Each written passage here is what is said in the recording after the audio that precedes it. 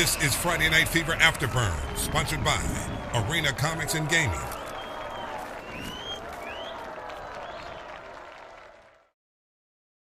Much for joining us. Can you hear me? Perfect. Hi, all. Thanks so much for joining us. A little bit of a later start than usual, but that's okay because we have some great things coming. It's going to be a great show tonight.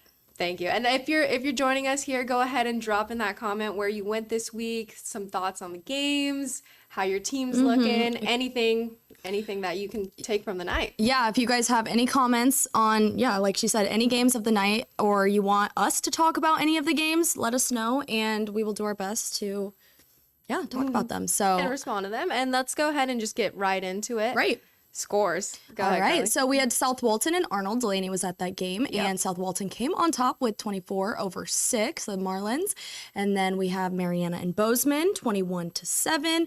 Bluntstown and Port St. Joe, I was at that game, and Bluntstown took over as 60-13. And then North Bay Haven secured their first win tonight, and also breaking a historical record for points scored, and that was 60-12 over Graceville. And then the next scores. Amazing. And then Rutherford Rams, unfortunately, taking a loss over in Holmes County, 21-19. Cottondale and Freeport, super high scoring game over there. Freeport takes that away 71-60. The Chipley Tigers all taking that completely 55-0 against the Vernon Yellow Jackets.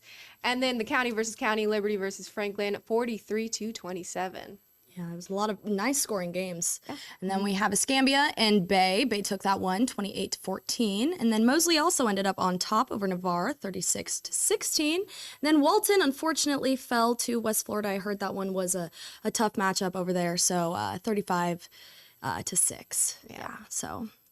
And then, just to get right into it, Karlie, you want to do the honors? Yes, so tonight we actually do have a special guest, and I'm sure some of you guys have seen over social media, but we just want to welcome in Bozeman's head coach, Kevin Pettis. So thank you for joining us today, or tonight. I'm glad to be here. Awesome. Yeah. Thank you guys for having me. We're glad you're here. So you went over to Mariana tonight, and We did. Do you want to do some post-game commentary, or? I don't know if y'all want this commentary. No, Anything is great. Jack Glover and his staff did a great job tonight preparing for us.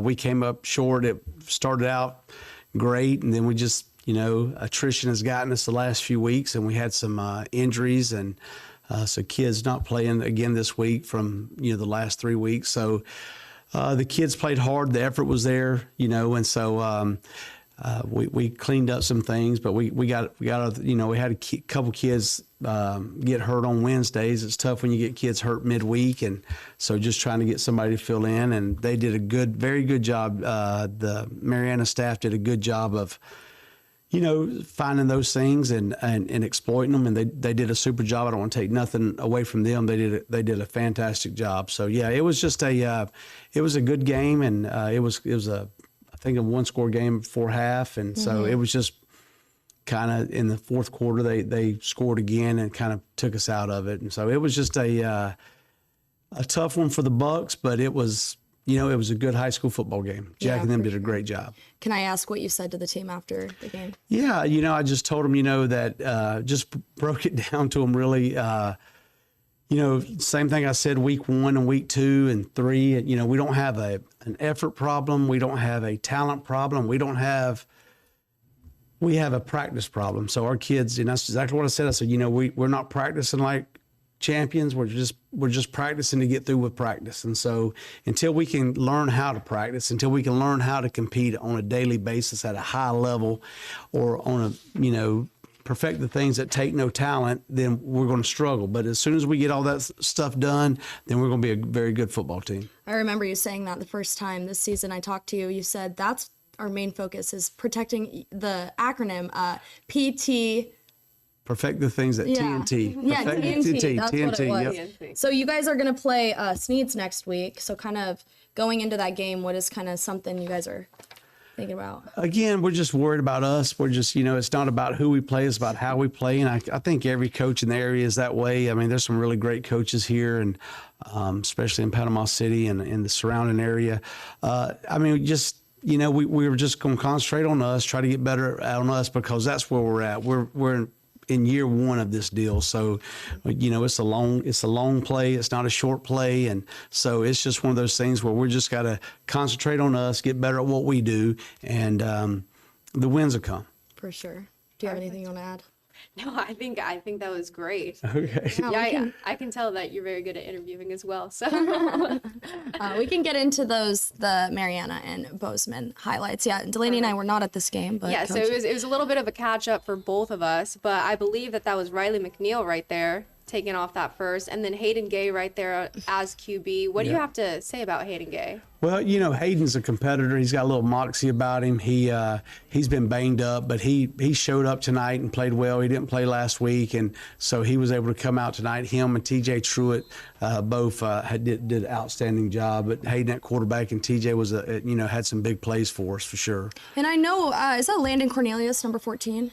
No, he was number 2. Number 14 is, I think, Bo Swearingen. Okay. I know the quarterback's position has been a little bit up in the air for Mariana. Did you notice any sort of, like, positive outcomes for you guys? Kind of just they kept switching up their formation? Or? Well, no, I mean, we had some positive things happen. You know, defensively, we had some stops when we needed it, you know, but they did some things too. Like they had some big plays. They had a kid, one of the kids, I think the kid running the ball, he came back. One of the Sergio Womble for them did a great job. I mean, he is a really good football player.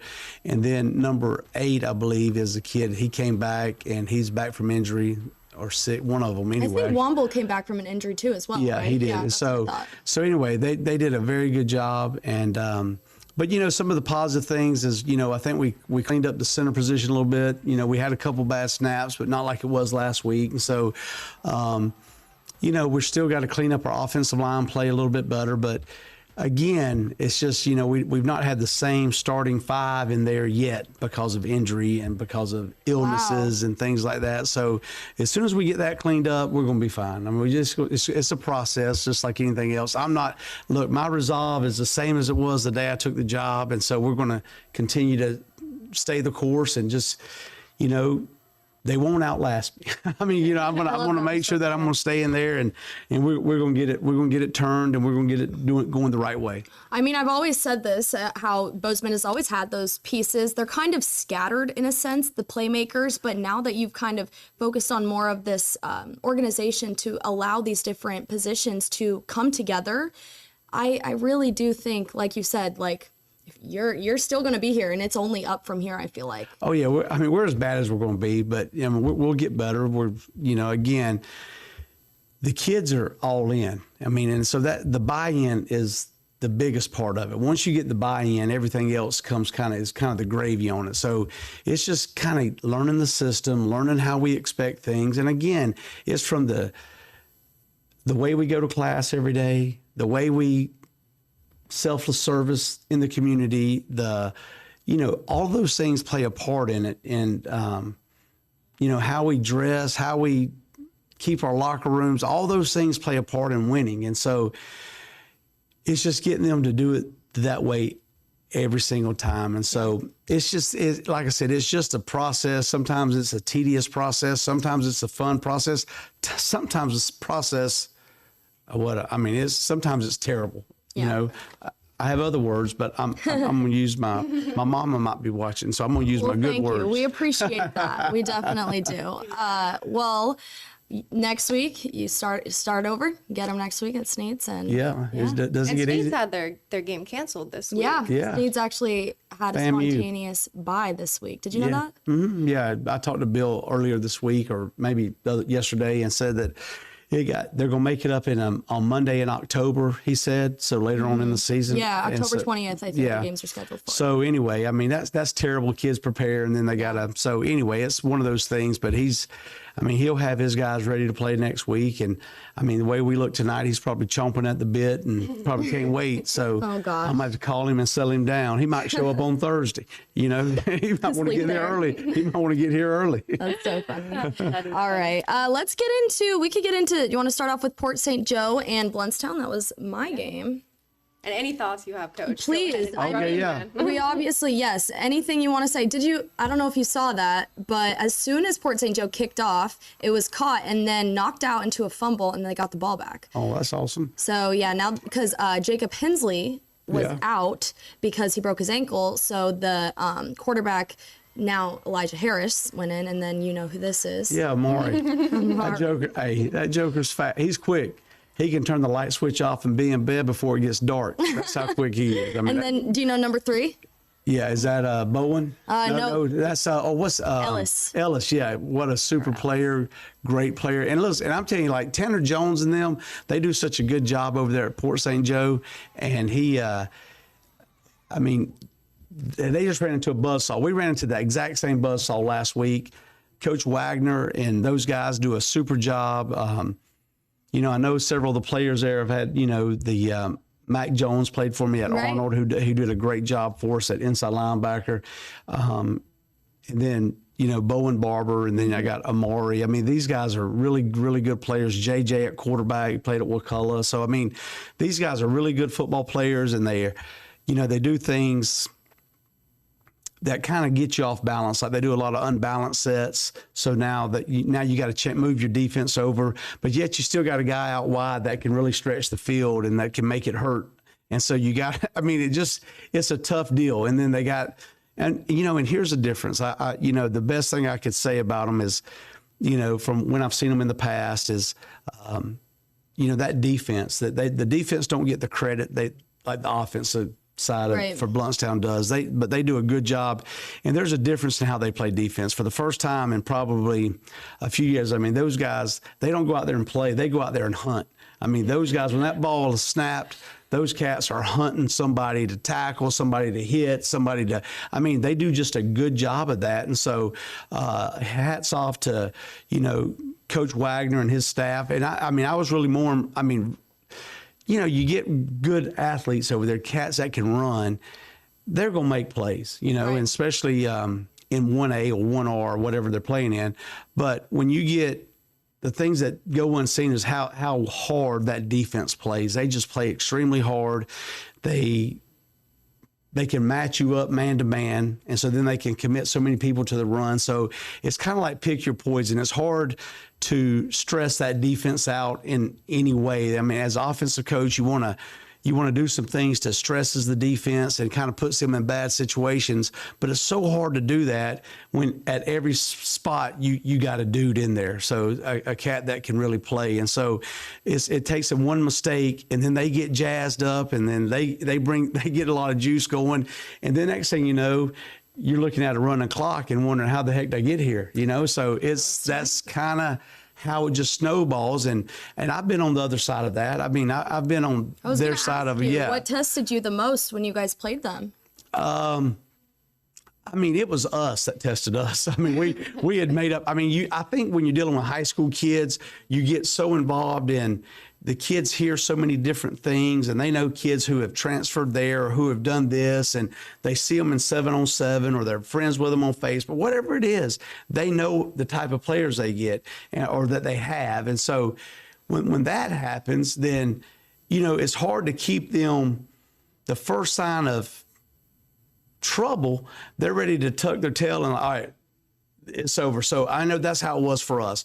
Now, Port St. Joe, they've experienced a tremendous amount of success, just like Blountstown. Blountstown's been good since the 70s. Right. I mean, you know, they probably 76 or 75 or something, but so has Port St. Joe. And so they have that tradition too. So they probably were able to hang in there with them a little bit longer, but maybe not. I don't know. But it was just it's just a tough deal when you're dealing with a 15, 16, 17-year-old kids, and they see the things that are going on. They read in the paper. They know all those things. And so, again, you try to, no matter how hard you work to prevent that, it is what it is. I mean, they do that. So, you know, what you got to do is, to me, when you're playing a team like Blountstown, and I think that you got to go in there with a plan on how, a couple of them, like you have to have a plan to win the game.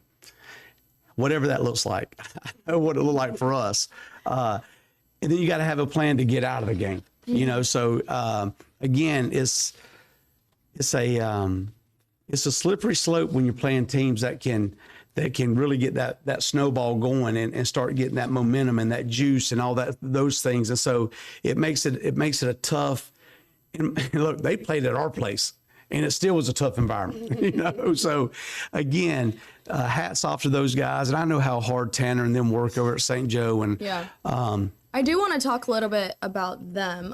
Do you know Corbin Butts, the running back? Mm-hmm.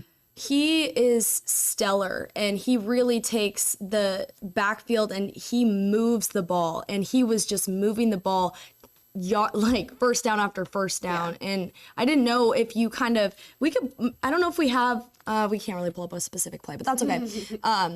I just wondered if you the strength of Port St. Joe, where you think the strongest pieces of that team. Well, I think that, and I know he's had a bunch of injuries. He's had some, like maybe a season injury with the quarterback, I think, or so.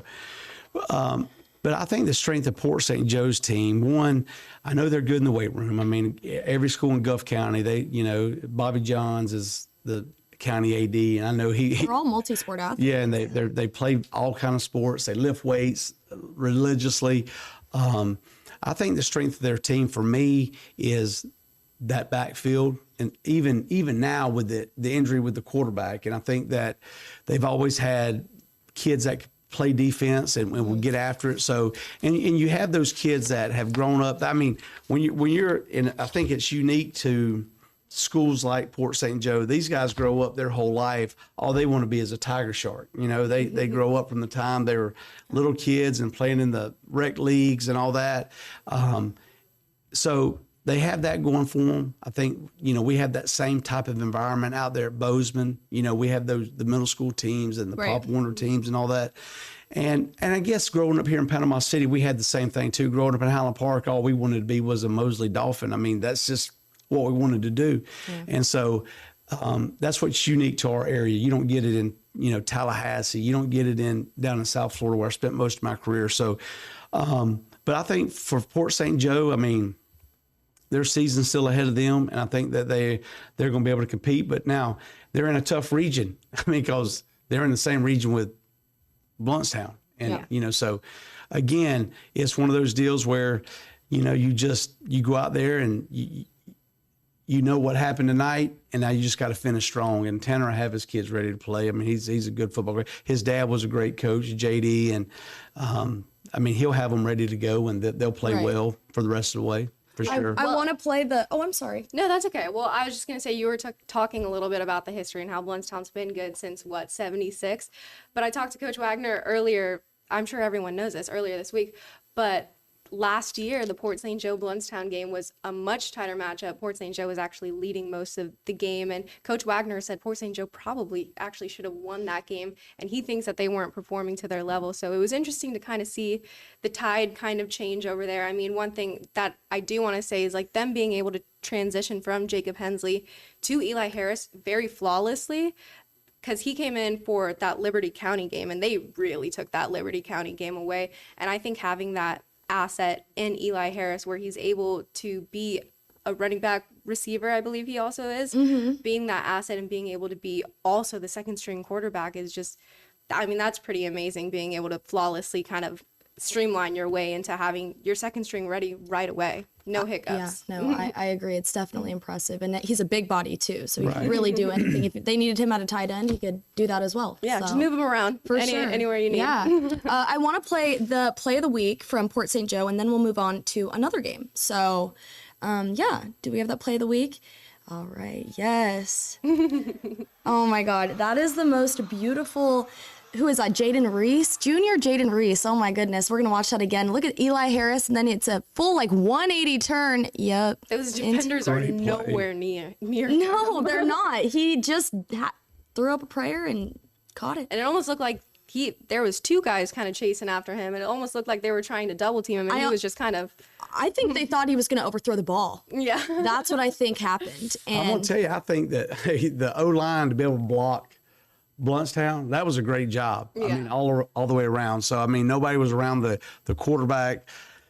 Great play. Super play. Yeah, super play. Super play. All right, let's get into Arnold and South Walton. Yes. Over into South Walton again. Beautiful stadium. Came out with a sledgehammer. I actually have no idea what that was. Did y'all see the somersault guy? Yeah, this thing. I mean, He does it every game. we ain't got anybody that can do that. I'm more impressed with that than I was the catch. Yeah. Do you know Darren Elder? Darren Elder has been very good. He's a huge threat for the Arnold Marlins. Yeah, and that was right out of the gate. That was I think the second play of the game. Well, I'm telling you, Coach Stanton does a good job calling plays, and listen, Darren Elder is good. That was Charlie Cotter right there, does a great job making a play. But yeah, Coach Stanton does a good job calling plays. Darren, when I got to Arnold last year, I mean, this kid has been all in. He is Arnold Marlin through and through.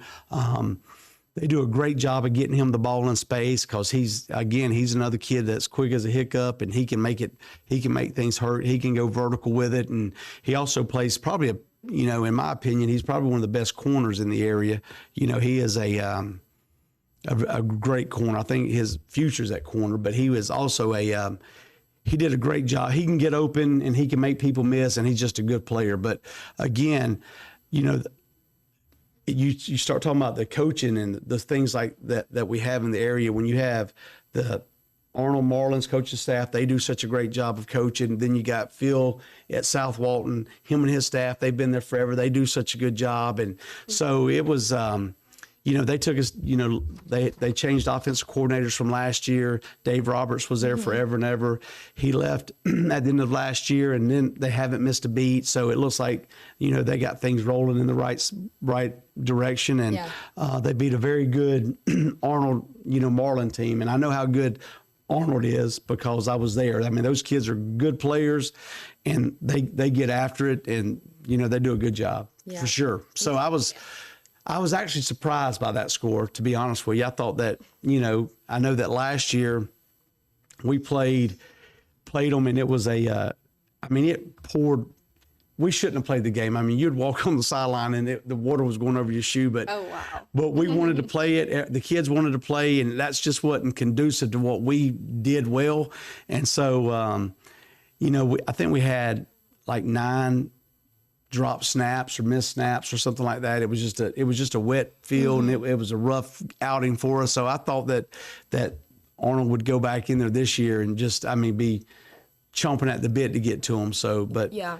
Well, they were looking good. It was basically 6-0 going towards the end of that second quarter. This is the second game I've actually seen of South Walton. And I think that maybe they're just a second half team, because both times that I went there, when it was Fort Walton Beach and then when it was Arnold, both times I don't think I even caught a score both times, because they're just a second half team. And I saw 1 touchdown over there the first time, and that was the very, very end of the second quarter. And as I was leaving today, again, very, very end of the second quarter, and they finally scored as well. So Arnold, maybe their defense got a little tired towards the end there, but maybe South Walton just knows how to put the gas to the pedal. Phil's trying to sell tickets. He probably keeps the ticket gate open until after halftime so he can sell the tickets. He wants to keep it closed. That's so funny. So I'm sure he probably, like I said, he's probably selling tickets. I actually am curious what you think makes a second half team. Well, I'm going to be honest with you. To me, it all comes down to conditioning. If you're in condition, you can play in the second half. And so... do you think it's the other team as well, or do you think it's a team that is the second half team just based on that? Well, I do. I think that if you want to play well in the second half, you better be, because especially early in the season where people are playing in shape and they're doing those types of things, I think it comes down to conditioning. I think it comes down to the weight room. I think it comes down to all of those things, and teams that are doing those things well, that they end up being, second half teams for the most part. That's what I've seen in my time. Now, when sometimes it can be the other team. It can be the other team if they're not conditioned, if they're not, there's a lot of reasons why somebody wins in the second half. But again, it's that middle 8 or that middle 4, the last 2 minutes of the first half, first 2 minutes of the second half, and then you win football games in the fourth quarter. Yeah. I mean, that's just one of the things. You just win football games in the fourth quarter. You got to be able to close it out. I'll take our game tonight. Mariana closed it out in the fourth quarter. They did a good job of that. So, you give credit where credit's due. But again, I think that those are the things that determine if you're a second half team or not. Is how you prepare. During the week, as far as conditioning, you got to have legs in the fourth quarter or you're not going to play well. General Patton said one time, or said, fatigue makes cowards of us all. So when you get tired, you start making mistakes, whether you mean to or not. So, I mean, it's just one of those deals where second half teams, they normally play well down the stretch, or especially early on. And then once teams start to get in shape, just by playing in shape, these games will tighten up a lot more as we get going down through the season. Do you think second half teams can be forecasted to become better toward the end of the season? Well, it depends. Again, you got to have, like when you're doing strength and conditioning, you got to have in-season conditioning so that you're not losing strength. And you got to really balance that with keeping their legs under them. You got to balance that with the practice schedule. So, I mean, you want to continue to get stronger through the year. But again, I think you can forecast that, but you don't, it's one of those deals you just don't. It's just different for everybody. It's just different for each team. I think each coach here or that's coaching, they have got to, everybody's got to figure out what works for their team. Mm-hmm. Every team's different. Like I've had teams where you would think that they're the loosest bunch in the world. Like there's no way this bunch is ready to play. Same way when we were in Delaney, I mean, I thought there's no way we're going to win a football game. But again, we won over 30 games in 3 years. I mean, we played for a state championship. And I mean, those kids could be playing spades on the sideline and say, hey, defense up. And they'd go out there and they pitched 9 shutouts in a year. Yeah. I mean, it was that type of team. Well, then you have teams that get loose during the day and blows their mind. They can't do it. They can't deal with those types of things. So every team's different, especially when you talk about the conditioning and the strength and conditioning of a program. Every team's different, and you got to figure out what makes them tick and what makes them go. I mean, that's been my experience in 30 years of doing strength and conditioning is every team's, I mean, we have a set thing that we do. I mean, we do things. We have a regiment we do during the week. But again, there's a very fine balance in do I keep their legs under them, but also getting them in condition. So you kind of got to find that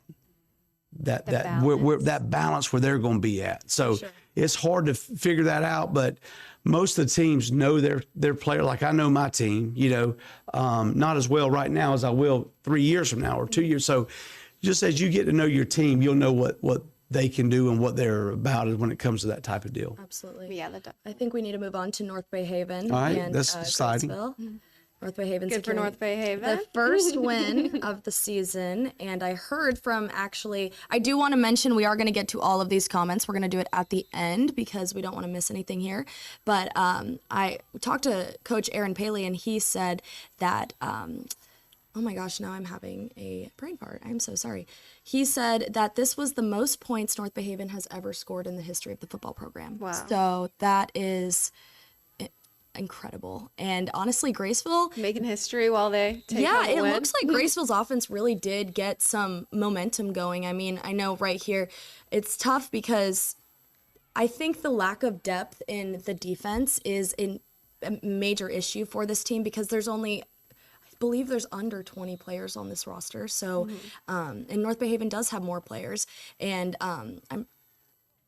so North Bay Haven does have a lot more players, so they just entered as the larger team. And here we go, Caleb Nzinski trying to get his own touchdown. He's like, you know what, everyone else has scored. I have passed it to you all, so I'm going to get one too. So. Well, I'll tell you, that's, Graceville, I hate that they're where they're at right now because that's one of the most storied programs in our area.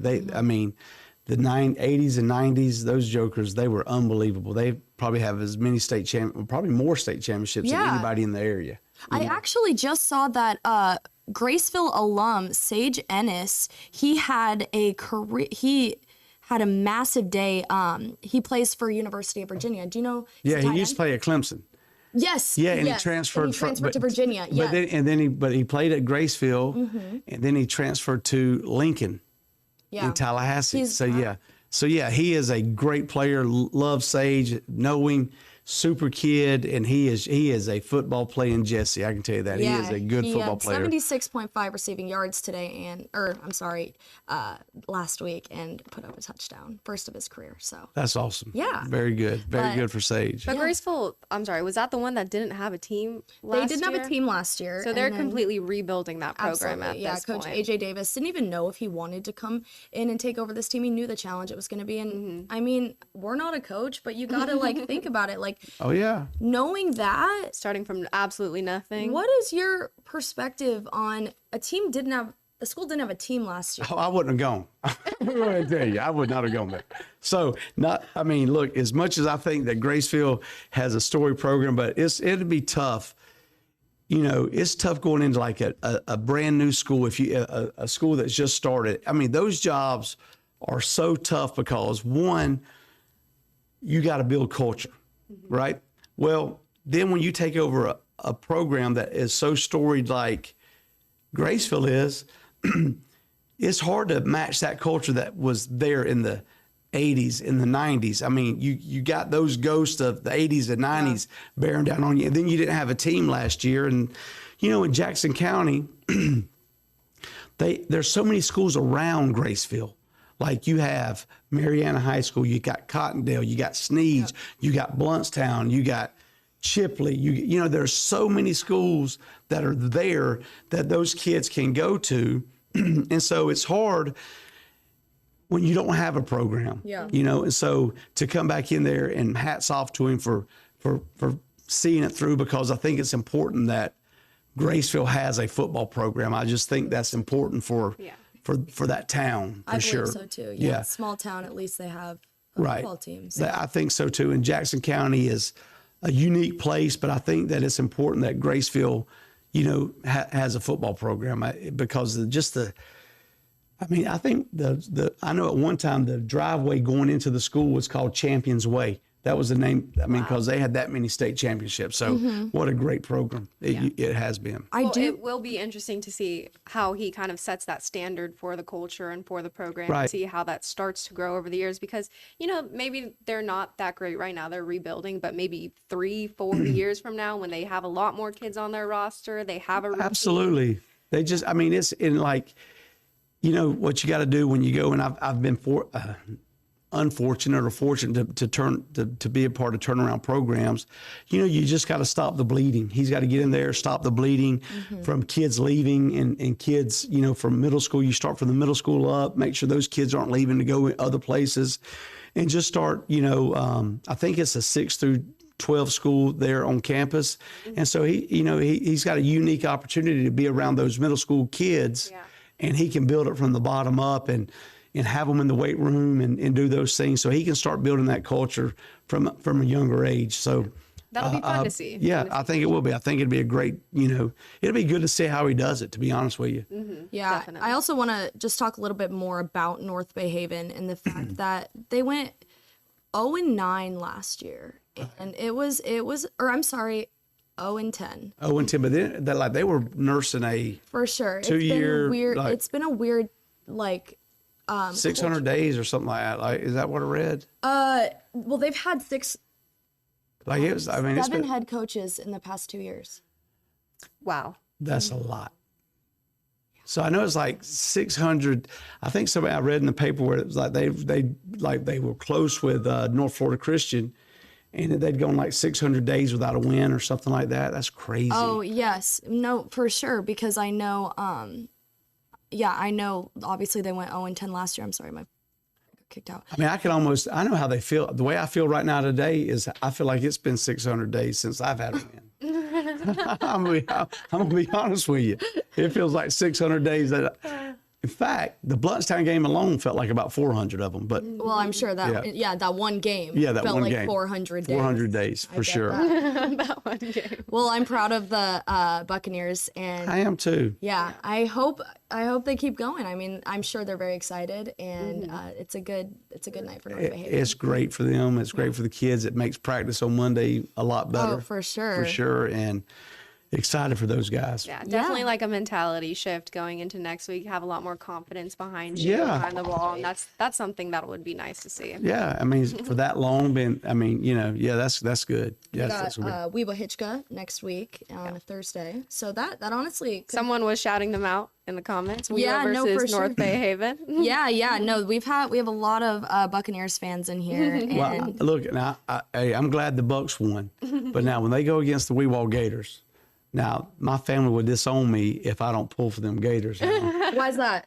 Because we're from Weewall. So, yeah, I mean, my dad was a preacher there forever and ever. And so I'm a Weewall. I didn't play at Weewall, but I am a Weewall Gator fan. So, All right. absolutely. Well, Good fun fact didn't of the know that day. about Yeah. you. Yeah. So So that's I good hope to that know. them Weewall Gators do a great job. And, again, I hope they come out on top, but who knows, Well, You don't I know think Caleb it's going to be a Mazinski great. right over there. Yeah, Caleb Basinski. Yeah. I think it'll be a great game, no matter what. Oh, it'll So, be a good game. Yeah. we can actually. Oh, I'm sorry. I think Weewall, they've got 2 wins on the year right now, right? I don't know how they did tonight. I know they have 2 at least. I do not know.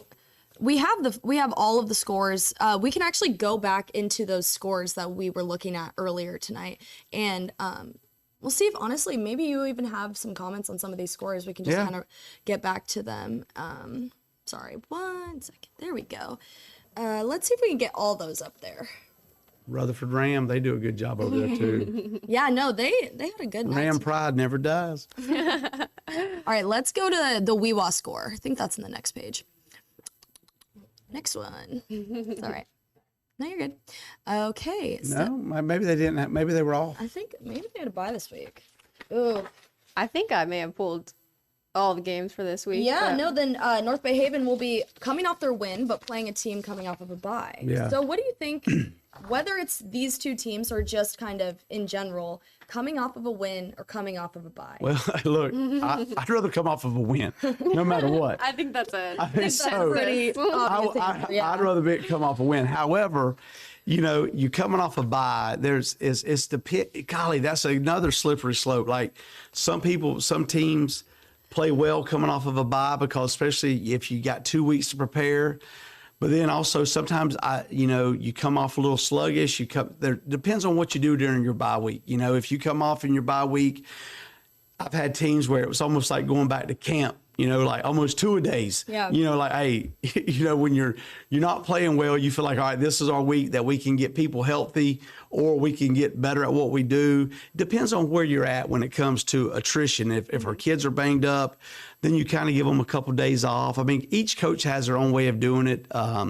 Mike Coe, who used to be at Madison, who's in Coffee County now, I mean, he had a unique way of doing open week. Like he made it a fun week. And I mean, so he made it, they still got football work done, but he just made it a fun week. He gave them a couple of days off, but they did fun things, so I mean, they've done that. I've never felt comfortable enough to give them a fun week. I'm not a funsy guy, but, so I kind of like to work. I try to give them a day off or so, but, it depends on how you treat it and how and where you're at in your season. If you have an older team, I think you can give them a day or 2 off. If you got a young team, I think you kind of gotta get some things in. So, I mean, I don't know, but coming off a win is way better anyway. How are we doing? Sorry, I think. Yeah, Oh, okay. I'm sorry. Then it's just your phone. Yeah. Yeah. Apologize. No, I think that's a really good perspective. I think your team probably respects the fact that you don't do the fun days. Well, we've never been good enough to do fun. I take that back. We've had some great teams, a lot of great teams, but again, it's just my perspective on working. We pride ourselves in, just working hard and For sure. falling in love with that grind, that perfecting things that take no talent. So we kind of we do it our way for sure. That's awesome. I also know, like, for fun days, this is personal experience growing up. I know fun days oftentimes brought injuries. Kids would go out doing something, go-karting, skateboarding, snowboarding, and kids would be getting injured left and right. So sometimes fun days aren't the right move. Well, I mean, fun days in football, you know, I don't know if I don't know if they're right for me. You know what I'm saying? I don't know if they're right for me. I mean, you're a coach's kid. Yeah. What do you think about Fun days? No, just not. I mean, how would you go about? You got a lot of football knowledge. Tell me what you would think about an open week. Would you work on? I think it would be a recovery week. I think it would be a Getting lot of kids healthy. Yeah, I think it'd be a lot of PT and a lot of rest. And if you guys can do things outside of the football field, that's probably what I would do if we're doing a rest recovery fun week. So Maybe some film as well. For really sure. get the IQ down. yeah, and just kind of remind themselves, like, kind of regain that confidence, Right. reminding themselves the good things they've already done in the season and where they are strengths. Because, like, and during that week, yes, you can focus on what you need to improve, but if you're going to go the full, like, recovery week, you got to recover the mental too and remember who you are and where you've come from. So Right. I do think we need to move on just because it's pretty long, but I want to address some of the comments in here. So yes, we talked about the Gators and we have a lot of Coach Pettis love. So yes, we're excited for him to be here too. Thank you for on such a late night. Yes, Yeah. seriously, we traveling really for you appreciate as you. well. Yes, the Bay Tornadoes are still 4-0. Do you have any comments about Bay? Absolutely. I got comments about everybody. First off, I've known Jeremy since he was probably 10 years old. In fact, a fun story about Jeremy Brown. I used to be on his sign-out sheet. Like, I could sign him out. I'd watch him. Like, I'd go pick him up, and I knew his family very well. Yeah, his dad was one of our coaches, and I would pick him up from middle school or whatever, and his mom, Miss Judy, she got so mad at me because I'd check him out and we'd go to the arcade there in Callaway. And like, I'd be skipping school and I'd go grab him. And she goes, "Why would you do this?" I was, "Well, listen, I know if I had him, I wouldn't get in trouble with Coach Brown and Coach McAllister." You know, I mean, I knew that if I had a coach's kid with me, that they couldn't get on to me too much. But no, That's so I used to make him push my truck off. I'd park and I'd act like it wouldn't start and make Jeremy push it off. That's how he got so big. But anyway, I think that I got other secrets I can tell you. They're for sale for Jeremy Brown. But no, Coach Brown and them, they do a good job. You know, they have some very good players, probably a skill set wise. You know, they're probably as good as anybody. I mean, as far as their perimeter skill set, they're probably as good as anyone. They're big up front. We have two quarterbacks that are really interchangeable if you think about Yeah, it. you know, Differently, and it's- Morgan and John DeBose. And it's hard to get two quarterbacks that play such similar games where you can, you know, like when Spurrier done it, two quarterbacks were totally different quarterbacks. It's hard to get that. I mean, they complement each other. And so I think MJ in the backfield really alleviates the little tank. They alleviate a little pressure from both of them. I think that O-line has gotten older from a year ago, and they do such a good job. This is Brown's class. Yeah, he entered Bay High School with these This boys. class, yeah. Yeah, and now... And now, I mean, it's coming to, it's bearing fruit. And so, but as far as the perimeter skill guys, they have as much talent as anyone. I mean, they can match up. They can stretch the field. They can bang it inside and get their tough yardage. They got a quarterback that can run it. They got quarterbacks that can throw it. I mean, you know, you're looking at a team right now that, you know, as they get down the stretch, again, when you talk about where their open date is, I think their open date is at the very end. So they got to keep that group healthy throughout the year, you know, and so, or it's close to the very end. I don't know if it is the very end, but it's close to the end. So anyway, I think it's tucked between two district games. So I think that they do. So if they can stay healthy down the stretch, I think they have a good shot at. I mean, they're going to probably win their district. I'd pick them to win their district and then maybe make a run. And as long as they don't have to travel all the way to Jacksonville in round one, you know, it comes back to a re-ranking and all those things. So, you know, like I said, I think that skill set wise, they're fantastic. I I don't know a lot about their defense. I hadn't seen them much on tape, but I've seen their defense skills. is pretty big. Right. I know their O-line and D-line, they're big kids, they're physical kids.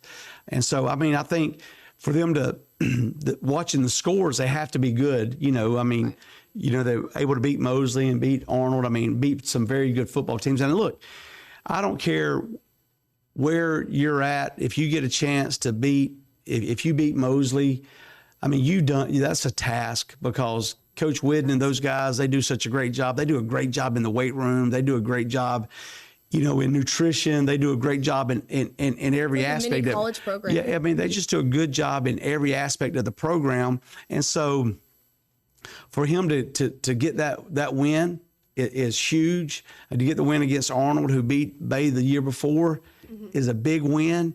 I mean, so he's had some great big wins so far. And so if he can just keep them focused, keep them dialed in, I mean, he's got a chance to make some noise in the playoffs. I mean, he's in a tough classification, but again, you can't overlook the teams that he's beaten. Right. You know, you just can't overlook those good teams They've made their mark already. Yeah, that have great coaches, and so they've done a very good job of moving that bar where they were from last year. Like, they've done a good job of that. So I'm proud of Jay and JJ, and just I mean, they're doing a good job. For sure. Doing a very good job. Proud of him. Yeah. All right, let's get into next week's games, and we will come back and say goodbye. All right, you want to start? Yeah, sure. We have the Weewa Hitchcock Gators, like Go everyone's Gators. talking about, against North Home of Bay. Tupelo Honey and the Fighting Gators. Let's go. I know you'll be keeping tabs on them. I'm gonna have my hands full. So, Yeah, I know. You got Sneeds. I will be busy. You'll but catch up after. Yeah, but I'm pulling for them. Hey, I got nieces that cheer, so yeah, I'll know about it. All right. Well, you know what? I think North Bay Haven needs to make more history happen. And Oh my! Are we doing this? I'm just saying. Did she throw it down like that? I'm just saying. That's my perspective. But we can move on to the next game. Yeah, we're going back into it. And then we have Vernon going over to Jefferson County, Mosley, and Escambia. Escambia, I think that I'm saying that right, who was just over here at Bay, now going to go see Mosley, and then Madison County versus Bay. That'll be a good game. That'll be a good game. It's always good. And then we have Fort Walton Beach or I'm not sure if that's at Walton. I think it's at Walton. Then we have Bluntstown versus Arnold. Sneeds at Bozeman. I should have let you read that one. Well, yeah, I can read it. Holmes County versus Northview. And Coach, you want to read the next slide? Or is that all the games we got? There we go. We got the Rutherford Rams at the Baker Gators. All right. My college teammate Matt Brunson is the head coach there. Shout out to Matt. Great job. Jay at Chipley, Lighthouse Christian at Cottondale, and then South Walton at Florida High. Awesome. Florida Amazing. High is a tough competition. Finish us off. Yeah, and then we got Rocky Bayou versus Franklin County and Leon versus Port St. Joe. Very good. You were a natural at that, maybe. Yeah. Yeah. Hey, listen. I mean, I'm we an can have you on here overachiever. more. I'm an overachiever. I'm an overachiever. You are doing the most, and we very much appreciate it. Y'all are getting heavy. No, I'm kidding. I'm kidding. You started it with the Weewall comment. Anyways, all right, you guys, we are going to wrap it up. We're going to say thank you again to Coach Pettis for Thanks for being having with me, us. guys. And Thanks for joining us tonight, everyone. Yeah. And do you have anything else you want to say? Or Make sure to be back here again next week. next Friday night Afterburn and Friday Night Fever, and we'll see how Sneeds did against Bozeman. Thank you, guys.